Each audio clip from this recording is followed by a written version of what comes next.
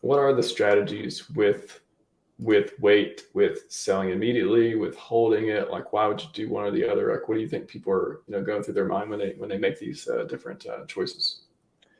I think like we were talking about before we started streaming, that there's different use cases for different people. Some people really need a couple of extra dollars. Some people are happy to lock in shares early because they don't want to mess with the game theory of playing chicken with a billionaire. And so it really depends on the use case for the individual.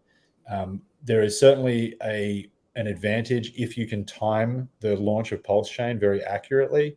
Then you could certainly obtain a large or an outsized share of the circulating supply of weight. Something to keep in mind with weight also is that it's distributed per address, not per or not ranked by sacrifice amount. So weight actually gives people who were very, very small sacrifices relative to the total the chance to be weight whales as opposed to pulse whales, for example. Interesting. That's an interesting part of it, like the distribution model too. Do you want to talk about that a little bit? Yeah, sure. So we had a few different decisions to make with respect to weight and the time restriction that we were on, or we felt like we were on. We started building not knowing if we were going to finish before PulseChain launched, because there was a lot of speculation that Pulse would be live in May. So we were building under that environment and just wanted to sort of get it out with a minimal feature set so that it was live and the game theory could start. But we chose to give this to Ethereum people initially.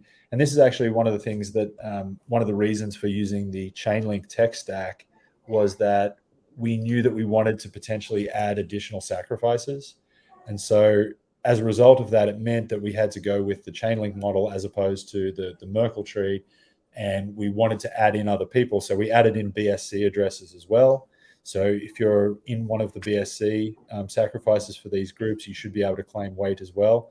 I should mention, though, that a few people have made this mistake.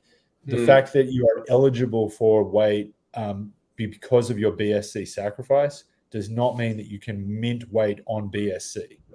The weight contract is only deployed on Ethereum. And so if you are a BSC sacrificer and you're trying to mint weight on BSC, you will be unable to. So a lot of people who are having issues with our dApp, it's because they're actually assuming that a BSC sacrifice means that they can mint on BSC. And unfortunately, that's not the case.